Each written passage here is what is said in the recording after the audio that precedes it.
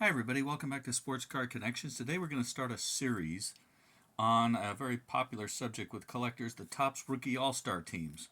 Now, the Rookie All-Star teams started in 1959, and they were reflected with the election with the 1960 card set, when the players that made the team had a trophy printed on, and their card had a little different design than the other players in the set. And Topps said they were selected by the youth of America. This practice continued for a while, but I know that later on the players were the ones that voted for the rookie all-star team. So the idea was one rookie for each position, a right-handed pitcher, a left-handed pitcher, and one for each of the eight other positions on the field. And that the players with the most votes would make the rookie all-star team. Has some very interesting things over the years. A lot of questionable selections, maybe it's a good way to put it. Two players that have made the team twice, which seems impossible, but it's happened. And a couple other situations. Topps forgetting to print the trophies on the cards. That's been a common problem on and off. And then there were years when Topps did not put the trophy on the card, which would be 1974 and then 79 through 1986. They didn't print it. Now, my theory is, and we'll get to it when we get to those years, is that they were printing the fronts of the cards so early that they didn't even have the Rookie All-Star team finished yet. You can note, for example, 1980 Topps.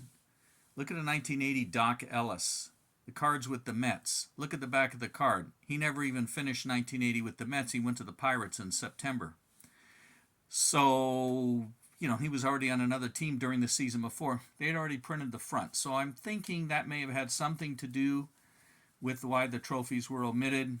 With Topps, you never quite know. But we'll start with the 1959 set, the very first, and then we're going to bounce around different years.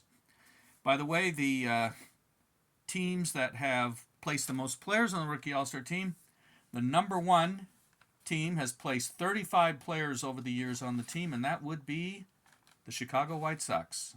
More rookie all-stars from the White Sox than any other team, which would, of course, make you think, wow, their development system over the years must have been the best. Well, during all that time, they've won one World Series. The Braves and the Reds have each placed 31 players on the team. The second, the expansion Senators / Texas Rangers and the Dodgers have each placed 30 players on the team. The Arizona Diamondbacks, exactly 5. They're the fewest. Only 5 players from the Diamondbacks have made the Rookie All-Star team. Of course, the newer teams like the Diamondbacks are going to be fewer. The Rays, who came in with the Diamondbacks, they've put 14 players on. So it's been up and down. It's all over the place. The average would probably be about 25 or 26 per team. So we start off in 1959 with these selections, and first we go with the right-handed pitcher, and that was Jim Perry of the Indians. And that is the trophy top design, a base with the top hat and the batter on top, as you can see, selected by the youth of America. Of course, Perry went on to win 215 games, led the American League in wins twice, 1960 and 1970, and won the 1969 American League Cy Young Award, and played through 1975. So there's Jim Perry, the right-handed pitcher. The left-handed pitcher, Jim O'Toole of the Reds. O'Toole would go on to win 98 games in his career, lose 84. His last year, he went to the White Sox in 1967. He was 4-3 with a 2.82, but he got hurt, and that ended his career in 67. But he was pitching well for the White Sox that last year. The rest of his career is with the Reds. Jim Perry never played on a winner. O'Toole was on the 61 pennant-winning Reds. I'm thinking this horizontal is probably not going to work, but hey. The catcher, and already we have a trade, Johnny Romano, the catcher for the White Sox. Now, he was a backup catcher as a rookie for the White Sox, the pennant-winning White Sox in 1959. In the offseason, they traded him to Cleveland, but he made it with the White Sox. So there he is. He hit 255 in his career, 129 home runs, two-time All-Star. Finished his career with the 67 world champion Cardinals. So already we have a traded player. The first baseman, Willie McCovey of the Giants. And he also won National League Rookie of the Year. Of course, six-time All-Star, Hall of Famer, 521 home runs. Played up through 1980. This is McCovey's first card. If you look closely, I think that is actually a colorized black and white picture.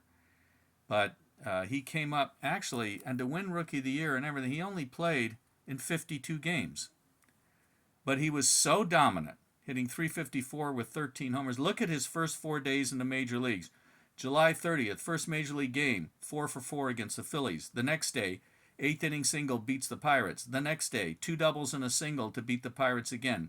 The next day, hit his first home run to beat the Pirates 4-3. That's a pretty good first 4 games for a guy who went on named Big Mac to the Hall of Fame, 69 National League Most Valuable Player. So Willie McCovey is the first baseman. The second baseman, Pumpsie Green of the Red Sox, the first black player in the Red Sox. The Red Sox were the last team to integrate. They brought up he and pitcher Earl Wilson in 59. Pumpsie only played through 63, hit 246, 13 homers. And his brother Cornell Green was an all-pro defensive back with the Dallas Cowboys in the 60s and 70s. So there's Pumpsie. He was the second baseman. Third base is quite a story. Jim Baxis, son of Greek immigrants from the Bay Area and San Francisco. And here we can't even get him to focus. Coming in now, I think. Anyways, Baxis had been in the minors. His real name's Demetrios. He'd been in, let's see if we can not get something a little better there. Well, that's the problem I always have, is focus. I know a lot of the guys suffer from this problem as well. You get stuck on focusing on the background, and then there we go. Okay, Baxis had been in the minors for years, I think since like 1947, in the Dodgers system. The Dodgers were so good at that time, late 40s to mid 60s. You know, he had no room. He finally made the team in 1959, was hitting 303 with a couple of home runs through May, and they told him they were sending him back down. He said, "No, you're not. I quit." And he went home to California and said, "Forget it." And the Indians came calling saying, "We're looking for an infielder," so the Dodgers dealt him to Cleveland. He went on the rest of the year with the Indians, hit 15 more home runs for them. So here's his 1 year in the major leagues. He hits 246 with 17 home runs, drove in 39 runs, made the rookie all-star team at 31 years old. After the year, I think in next February, before spring training, he was sold to the White Sox and went back down to the minors in 60 and 61, never played in the majors again, and then quit and was through after 1961. So he only played 1 year in the majors, yet he is on 2 cards with both teams he played with. He's on a 59 high number as a rookie with the Dodgers, and then here he is in 60 with the Indians.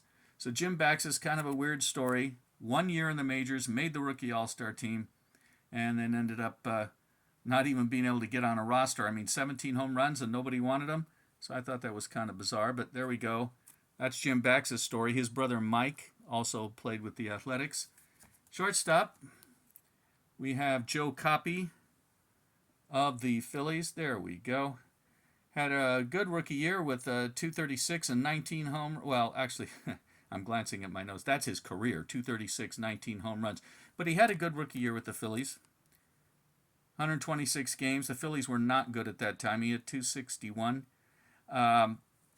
But he was mostly more of a utility player most of his career. Up through 1965, he would be dealt to the Angels and finished with them, 62 to 65. But people think, well, didn't Maury Wills break in 59 with the Dodgers? Yes, he did, but he only played 50-something games, had like 7 RBIs when he first came up. So Coppy was a starting shortstop. He made the rookie all-star team. And anyways, Maury Wills was mad at Topps and wouldn't let them print him until 1967. Moving to the outfield, Bob Allison of the Senators, American League Rookie of the Year, three-time All-Star, played through 1970, hit 256 home runs.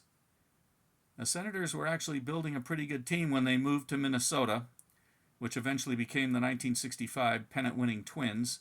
It took the Dodgers 7 games in the World Series. So Allison, he spent his whole career with the same franchise, all the way through 70. And here he is, the 59 Rookie of the Year in the American League. Yeah, I knew that would happen. Second outfielder, Ron Fairley of the Dodgers.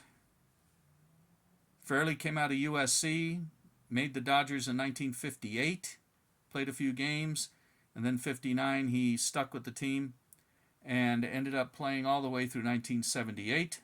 21 years in the major leagues, 215 home runs, two-time All-Star, 1,900 hits, first baseman outfielder, pretty well split his career between the two positions. At this point, he was playing mostly, almost exclusively in the outfield. Gil Hodges was playing first for the Dodgers. But there's Fairley when he first came up. He stayed with the Dodgers through mid-'69. They went to Montreal. And then in successive years from 1974 on, went to St. Louis, Oakland, Toronto, and the Angels. And he is the only guy to play for both Canadian teams in their expansion year, the 69 Expos and the 77 Toronto Blue Jays. Last member, the third outfielder, Willie Tasby. Tasby of the Orioles did not have a long career in the major leagues, hitting .250, only played through 63, and then went to the Mexican League in 65. He'd spent 64 back in AAA, but he had already put in 9 years in the minors when he made it with the Orioles in 59 and had his best year. .250, 46 home runs in his career. He then went on to Cleveland and Washington and down to 1 year in the Mexican League before he finally hung it up. Played a long time in professional baseball, but his major league career was 6 years, and he made the Rookie All-Star team. So that's it for the first year. That's the 1959 team. There they are. So you had one Hall of Famer in McCovey. You had both Rookies of the Year. You had guys who played 1 year, never played again. It's a real mixed bag, and that's what you'll find most of the time. So thanks for watching, and next time we'll jump to another year on this review of the Rookie All-Star teams. Thanks. Bye.